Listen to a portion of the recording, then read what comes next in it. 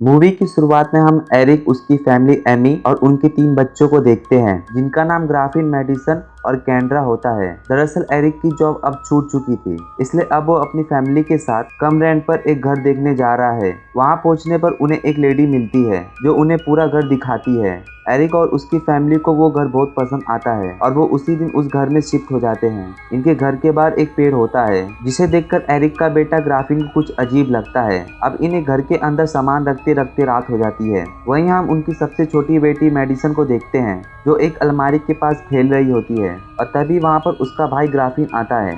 Medicine graphene को कुछ दिखाने के लिए अलमारी के पास बुलाती है और जैसे ही वो अलमारी के हैंडल को पकड़ती है, तब उसके बाल अपने आप हवा में खड़ा हो जाता है। ये देख उसका भाई ग्राफिन काफी हैरान हो जाता है। मेडिसन को इसमें मजा आता है, इसलिए वो अपने भाई को भी ऐसा करने को कहती है और ये दोनों उस अलमारी के साथ खेलने लगते हैं। और तभी उनकी मॉम वहाँ आ जाती है, जो उन्हें सोने के लिए बोलती है। तभी ग्राफिन अपनी मॉम से बोलता है कि अलमारी के अंदर कुछ है, लेकिन उनकी मॉम उसकी बातों पर ज्यादा ध्यान नहीं देती है। अब रात को जब ग्राफिन अपने कमरे में सो रहा होता है, तब उसे बेसमेंट से कुछ आवाजें सुनाई देती है और जब वो उस बेसमेंट के दरवाजे को खोल के देखता है, तो उस बेसमेंट से कई सारे क्लोन जैसे दिखने वाले खिलौने नीचे गिरने लगते हैं, जिसमें से एक खिलौना काफी डरावना होता है, जिसे देखकर ग्राफिन काफी डर जाता है। इसलिए वो अपनी मॉम डैड के साथ उनके कमरे में सोने के लिए चला जाता है। अब रात को जब ग्राफिन अपने मॉम डैड के साथ सो रहा होता है, तभी उसे नीचे से कुछ आवाजें सुनाई देती है, जिसे देखने के लिए वो नीचे चला जाता है। नीचे जाने पर वो मेडिसन को देखता है, जो टीवी के पास खड़ी होकर किसी से बातें कर रही थी। ग्राफिन उससे पूछता है कि तुम किससे बात कर रही हो, जिस पर मेडिसन उससे बोलती है कि यहाँ पर कुछ लोग आना चाहते हैं। लेकिन इससे पहले ग्राफिन कुछ समझ पाता, हम टीवी के अंदर से कई सारे हाथों को देखते हैं, जो टीवी से बाहर आने की कोशिश करते हैं, जिन्हें देखकर ग्राफिन काफी डर जाता है और टीवी को ऑफ करने के लिए आगे बढ़ता है। और जैसे ही वो टीवी को ऑफ करने वाला होता है, तभी कोई अदृश्य शक्ति उसे पीछे ढकेल देती है। तभी वहाँ पर कुछ पैरानॉर्मल एक्टिविटी होने लगती है और सारी लाइट अपने आप ही ऑफ ऑन होने शुरू हो जाती है। इन आवाजों को सुनकर उनकी मॉम डैड भी वहां आ जाते हैं। नीचे आकर वो देखते हैं कि टीवी ऑन थी और उसके सामने मेडिसन खड़ी होकर किससे बात कर रही थी। अगले दिन मेडिसन की मॉम उससे इसके बारे में बात करती है, जिस पर मेडिसन उन्हें बताती है कि वो मेरा दोस्त है। वहीं हम ग्राफिन को देखते हैं, जो अपना कुछ सामान रख रहा होता है और तभी उसके पास एक बॉल आती है। उसे लगता है कि शायद ये बॉल मेडिसन ने उसके पास फेंका है, इसलिए वो उस बॉल को उठाकर मेडिसन के कमरे में चला जाता है। लेकिन वहाँ पर उसे मेडिसन नहीं दिखाई देती है, इसलिए वो बॉल को नीचे रख देता है और जैसे ही वो बॉल को नीचे रखता है, बॉल अपने आप ही उस अलमारी के पास चली जाती है, जिसे देखकर ग्राफिन काफी डर जाता है। और जैसे ही वो वहाँ से भागने की कोशिश करता है, तभी कोई अदृश्य शक्ति किताबों की मदद से उसके रास्ते को ब्लॉक कर देता है और अचानक से रास्ता अपने आप खुल भी जाता है। ग्राफिन नीचे जाकर इस बारे में अपने मॉम डैड को इस बारे में बताता है, लेकिन कोई भी उसकी बातों पर यकीन नहीं करता, जिससे गुस्सा होकर ग्राफिन वहां से चला जाता है। रात को एरिक और एमी अपने एक दोस्त के घर डिनर पार्टी के लिए जा रहे होते हैं, लेकिन जाने से पहले वो अपनी बड़ी बेटी कैंड्रा से मेडिसन और ग्राफिन का ध्यान रखने को बोलकर पार्टी में चले जाते हैं। पार्टी में पहुंचकर जब एरिक और एमी डिनर कर रहे होते हैं, तब उन्हें पता चलता है कि जिस जगह इन लोगों ने घर लिया है, उस जगह पर पहले कब्रिस्तान हुआ करता था, लेकिन बिल्डरों ने अब उन कब्रिस्तान को वहां से हटाकर दूसरी जगह शिफ्ट कर दिया है। इधर हम उसकी बड़ी बेटी कैंड्रा को देखते हैं, जो बैठकर अपना मोबाइल चला रही थी और तभी उसके मोबाइल में कुछ ग्लिचेस होना शुरू हो जाता है और साथ ही साथ उसे एक कमरे में से आवाज सुनाई देती है, जिसे देखने के लिए वो उस कमरे के अंदर चली जाती है। जहाँ जाने पर उसे फर्श के नीचे से कुछ आवाजें सुनाई देती है। वो वहाँ पर से एक फर्श को टुकड़ा निकालती है और उसे निकालने के तुरंत बाद उसमें से बहुत सारे मलबा निकलने लगता है, जिसे देखकर वो वहीं खड़ी हो जाती है। तभी उसे एहसास होता है कि जैसे कि कोई उसके पीछे खड़ा है। तभी बिजली चमकने से वो उस गोश्त को देख लेती है, जिसे देखकर वो काफी डर जाती है और वहां से भागने की कोशिश करती है। लेकिन तभी उस मलबे के अंदर से एक हाथ बाहर निकलता है, जो उसके पैरों को पकड़ लेता है, जिससे वो वहीं गिर जाती है। वो मदद के लिए अपने भाई बहन को बुलाती है, लेकिन दरवाजा अपने आप बंद हो जाता है। वहीं हम ग्राफिन को देखते हैं, जिसके कमरे के सारे डॉल अपने आप ही इधर से उधर मूव होने लगते हैं, जिससे वो काफी डरा होता है। और तभी सबसे डरावना दिखने वाला डॉल उसके ऊपर अटैक कर देता है, लेकिन ग्राफिन किसी तरह उस डॉल को दूर फेंक देता है और उससे अपने पैरों से मार मार कर तोड़ देता है। फिर वो जल्दी से भागकर मेडिसन के कमरे में जाता है, जहाँ पर मेडिसन भी डरी हुई एक कोने में बैठी हुई थी। तभी ग्राफिन की नज़र उस कमरे की खिड़की पर पड़ती है, जहाँ पर उसे अपने घर के बाहर जो पेड़ होता है उसकी टहनियाँ मूव होते हुए दिखाई देती है, जिसे देख मेडिसन डर रही होती है और साथ ही उन्हें उस अलमारी से भी बहुत अजीब अजीब सी आवाज़ आना शुरू हो जाती है। ग्राफिन मेडिसन को वही रहने को बोलकर अपनी बड़ी बहन कैनरा को ढूंढने के लिए वहां से चला जाता है। और तभी उनके घर के बाहर जो पेड़ होता है उनकी टहनियां घर के अंदर आती है और ग्राफिन को अपने साथ ले जाती है। वही मेडिसन के कमरे में उस अलमारी का डोर अपने आप ही खुल जाता है और उस कमरे में जितनी भी लाइट होती है उस सभी की रोशनी उस अलमारी के अंदर चली जाती है। और साथ ही मेडिसन का जो टॉय होता है जिसको वो पसंद करती है वो अपने आप ही उस अलमारी के अंदर चला जाता है, जिसे लेने के लिए मेडिसन उस अलमारी के अंदर चली जाती है। और तभी वहाँ पर कुछ हाथ आते हैं जो मेडिसन को पकड़कर उस अलमारी के अंदर खींच लेते हैं और इसी के साथ उस अलमारी का डोर अपने आप ही बंद हो जाता है। वही हम घर के बाहर उनकी मॉम डैड को देखते हैं जो अब घर आ चुके हैं। तभी वो ग्राफिन को पेड़ पे लटकता हुआ देखते हैं और जैसे ही वो पेड़ के पास आते हैं पेड़ ग्राफिन को छोड़ देता है। तभी उनकी बड़ी बेटी वहाँ पर आती है जो उन्हें बताती है कि उनके घर में अजीब अजीब चीजें हो रही है और साथ ही उसे मेडिसन कहीं पर भी नहीं मिल रही है। अब ये सब के सब घर के अंदर आ जाते हैं और मेडिसन को पूरे घर में ढूंढने लगते हैं, लेकिन मेडिसन उन्हें कहीं पर भी नहीं मिलती है। वहीं हम ग्राफिन को देखते हैं जो मेडिसन को ढूंढते हुए नीचे आ जाता है और तभी टीवी अपने आप ही ऑन हो जाती है जिसमें से मेडिसन की आवाज आती है, जिसे सुनकर ग्राफिन जल्दी से अपनी मॉम डैड को वहां पर बुला लेता है। और जैसे ही मेडिसन की मॉम टीवी की स्क्रीन पर हाथ लगाती है तभी मेडिसन भी दूसरी तरफ से अपनी मॉम का हाथ टच करती है, जिसे देखकर मेडिसन की मॉम रोने लगती है। इसलिए ये लोग अगले दिन डॉक्टर ब्रूक को बुलाते हैं जो कि एक पैरानॉर्मल रिसर्चर है जो इस तरह की घटनाओं से निपट सकती है। एमी उसे बताती है कि सबसे पहले ग्राफिन ने ही उन आवाज़ों को सुना और देखा था। हमें लगा था कि ये इसका वहम है तो हमने उसकी बातों पर ध्यान नहीं दिया। जिस पर पूरे घर को देखने के बाद डॉक्टर ब्रूक उन्हें बताती है कि तुम्हारे घर में जो भी कुछ हुआ है वो काम किसी मामूली आत्मा का नहीं बल्कि ये काम पोल्टरगिस्ट आत्माओं का है जो आम आत्माओं से भी बहुत ज़्यादा खतरनाक होते हैं। और ये आत्मा यहाँ पर एक नहीं है बल्कि यहाँ पर इनकी तादाद बहुत ही ज़्यादा है।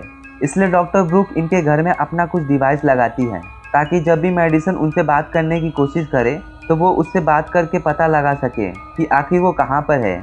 वहीं जब डॉक्टर ब्रूक का असिस्टेंट मेडिसन के कमरे में उसी अलमारी के पीछे जब डिवाइस लगाने के लिए ड्रिल करने की कोशिश करता है तब वो ड्रिल एकदम से उस दीवार के अंदर चली जाती है, जिसे निकालने के लिए वो उस दीवार के अंदर अपना हाथ डालता है और तभी अंदर से कोई उसका हाथ पकड़ लेता है और अगले ही पल अंदर से कोई ड्रिल करने लगता है, जिससे वो काफ़ी डर जाता है और अपना हाथ बाहर निकालने की कोशिश करता है, जिसमें वो कामयाब भी हो जाता है। तभी वो अपने हाथ में किसी की उंगलियों के निशान को देखता है जो अगले ही पल गायब हो जाता है। इसके बाद वो नीचे आ जाता है और इसके बारे में वो किसी को भी कुछ भी नहीं बताता। वहीं सब जगह डिवाइस लगने के बाद मेडिसन की मॉम टीवी के जरिए उससे बात करने की कोशिश करती है। तभी टीवी के अंदर से मेडिसन की आवाज़ आने लगती है। वो बताती है कि यहाँ पर मेरे साथ और भी लोग हैं जो मुझे वापस नहीं आने देंगे। इसके बाद वहाँ की लाइट ऑफ ऑन होने लगती है और तभी टीवी भी नीचे गिरकर टूट जाती है। एरिक को मेडिसन की परछाई ऊपर जाते हुए दिखाई देती है, जिसे देखकर वो भी पीछे चला जाता है। जहाँ जाने पर उसे अलमारी के अंदर से मेडिसन की रोने की आवाज सुनाई देती है। एरिक उसके पास जाता है लेकिन ये उसकी बेटी नहीं होती है बल्कि एक गोश्त होता है जो उसके ऊपर हमला कर देता है और अगले ही पल वो वहाँ से गायब हो जाता है। एरिक को बहुत गुस्सा आता है और वो उस अलमारी की दीवार को टेबल से मार मार कर तोड़ देता है और तभी वहाँ पर एक दूसरी दुनिया का दरवाजा खुलता है। एरिक ने जिस टेबल से अलमारी की दीवार को तोड़ा था उसी को वो उस दूसरी दुनिया के दरवाजे में फेंक देता है। वहीं दूसरी तरफ जहाँ सब के सब होते हैं वहाँ पर एक और दूसरी दुनिया का दरवाजा खुलता है और वहाँ से वो टेबल जिसने एरिक ने फेंका था वो उसी रास्ते से नीचे गिर जाता है, जिसे देख डॉक्टर ब्रूक बोलती है कि हम मेडिसन को यहाँ से वापस ला सकते हैं लेकिन इसके लिए हमें कैरिगन को बुलाना होगा जो कि इन कामों में एक्सपर्ट है। कुछ देर बाद कैरिगन भी वहाँ पर आ जाता है जो पूरे घर को चेक करने के बाद एरिक की फैमिली को बताता है पहले यहाँ पर कब्रिस्तान हुआ करता था लेकिन यहाँ पर घर बनने से पहले उन शिला लेख को हटा दिया गया था, लेकिन उनके नीचे जो डेड बॉडी थी उनको यहीं छोड़ दिया गया था, जिस वजह से सबके सब गोश्त बहुत ही ज्यादा नाराज है जो अब बहुत ही ज्यादा पावरफुल है। और साथ ही मेडिसन के पास पैदा होते ही एक स्पेशल गिफ्ट है जिस वजह से वो गोश्त से बातें कर सकती है और जिस वजह से पोल्टरगिस्ट ने उसे चुना है ताकि उसके जरिए वो मुक्ति पा सके। इसके बाद कैरिगन मेडिसन के रूम में जाता है जहाँ पर कैरिगन दीवार पर एक हुक की मदद से एक रस्सी को फंसाता है और उस रस्सी के सिरे को उस पोर्टल के अंदर फेंक देता है। और जिस तरह से वो टेबल दूसरी पोर्टल से बाहर आ गया था, उसी तरह से वो उस रस्सी का दूसरा सिरा भी उस पोर्टल से बाहर निकलता है। यानी कि अब जहाँ कहीं भी मेडिसिन होगी, उस रस्सी की मदद से अब उसे बाहर निकाला जा सकता है। इसके बाद ये लोग एक ड्रोन को उस पोर्टल के अंदर भेजते हैं, जहाँ पर उन्हें बहुत सारी आत्माएं दिखाई देती है। कुछ दूर जाने के बाद उन्हें मेडिसिन दिखाई देती है, जो ड्रोन की मदद से उसे बातें करने लगती है। लेकिन तभी वहाँ 3 आत्माएं आती हैं, जो उस ड्रोन को तोड़ देती हैं। तभी कैरिगन फैसला करता है कि वो उस पोर्टल के अंदर जाएगा और मेडिसिन को बाहर लाएगा। तभी ग्राफिन मेडिसिन को लाने के लिए जाने लगता है। उसकी मॉम उसे जाने से रोकती है, लेकिन वो नहीं रुकता और उस पोर्टल के अंदर चला जाता है। तभी कैरिगन उनसे बोलता है कि तुम लोग नीचे जाओ और जब मैं बोलूँ तब तुम लोग रस्सी को पूरी ताकत से खींचना। इसके बाद वो लोग नीचे जाकर उस रस्सी को जोर से पकड़ लेते हैं। वहीं हम ग्राफिन को देखते हैं, जो अंदर जाकर मेडिसिन को ढूंढने लगता है और तभी उसे मेडिसिन मिल जाती है, जहाँ वो अपनी बहन मेडिसिन को कहता है कि हमें यहाँ से जाना होगा। तभी कुछ आत्माएं रस्सी को पकड़ लेती हैं और उसे जोर जोर से खींचने लगते हैं। वहीं हम कैरिगन और एरिक को दिखाया जाता है, जिन्होंने वो रस्सी के दूसरे सिरे को पूरी ताकत से पकड़ा होता है। लेकिन अंदर जो आत्माएं होते हैं वो रस्सी को अंदर खींच लेते हैं।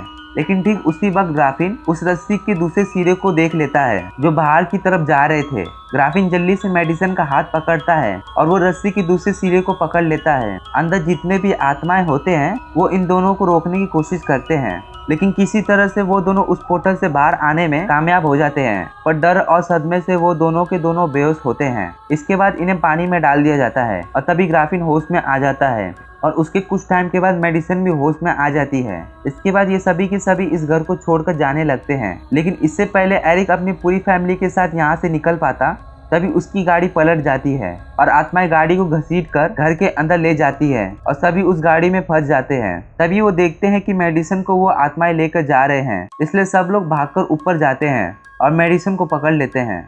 तभी उस अलमारी से बहुत सारे आत्माएं बाहर आती हैं और मेडिसिन को वापस उस पोर्टल के अंदर ले जाने की कोशिश करते हैं। इधर कैरिगन उन आत्माओं से बोलता है कि अगर तुम मुक्ति पाना चाहते हो तो इस परिवार को छोड़ दो, और उसके ऐसे कहते ही वो आत्माएं मेडिसिन को छोड़ देते हैं। दरअसल जो पावर मेडिसिन के पास है वही पावर कैरिगन के पास भी होता है, इसलिए वो उन आत्माओं को मुक्ति दिलाने के लिए घर के अंदर चला जाता है। वहीं हम एरिक और उसकी फैमिली को देखते हैं, जो एक एक करके बाहर आ जाते हैं। लेकिन एरिक वहीं पर फंस जाता है, जहां पर उसे कैरिगन दिखाई देता है, जो अलमारी के अंदर जा रहा था। एरिक उससे पूछता है कि तुम यहाँ क्या कर रहे हो, जहाँ पर कैरिगन उसे बोलता है कि मुझे पता है कि मुझे क्या करना है, और ऐसा बोलकर वो उस पोर्टल के अंदर चला जाता है। वहीं अब एरिक भी उस घर से बाहर आ जाता है और एक गाड़ी में बैठकर अपनी फैमिली के साथ वहां से निकल जाता है। और जैसे ही ये लोग घर से थोड़ा दूर जाते हैं, तभी इन्हें अपने घर से बहुत ही तेज रोशनी निकलते दिखाई देती है, जो सीधा आसमान की तरफ जा रहे थे, जिसे उन्हें समझ में आ जाता है कि कैरिगन ने उन सभी आत्माओं को आजाद कर दिया है। दूसरी तरफ हमें डॉक्टर ब्रूक को दिखाया जाता है, जो अपने साथियों के साथ जीपीएस ट्रैकर की मदद से कैरिगन को ढूंढने की कोशिश करती है। और तभी उन्हें अपने जीपीएस ट्रैकर में कुछ चीजें दिखाई देती है, जिसे उन्हें समझ में आ जाता है कि कैरिगन अभी जिंदा है। वहीं हम एरिक और उसकी फैमिली को दिखाया जाता है, जो अपने लिए एक नया घर देखने के लिए जाते हैं, जहाँ उस घर के बाहर भी बहुत पुराना पेड़ होता है, जिसे देख ग्राफिन का चेहरे का हाव बदलना शुरू हो जाता है। ये देखकर उसके डैड को समझ में आ जाता है कि ये घर उनके लिए ठीक नहीं है, इसलिए एरिक अपने पूरी परिवार को लेकर वहां से निकल जाता है। दूसरी तरफ हमें कैरिगन और डॉक्टर ब्रूक को दिखाया जाता है, जो अब एक साथ काम करते हैं, यानी कि उस दिन कैरिगन को बचा लिया गया था। और इसी के साथ ये मूवी यहीं पर खत्म हो जाती है। अगर दोस्तों ये मूवी पसंद आए तो हमारे चैनल को लाइक एंड सब्सक्राइब जरूर करें। तो हम मिलते हैं अगले वीडियो में।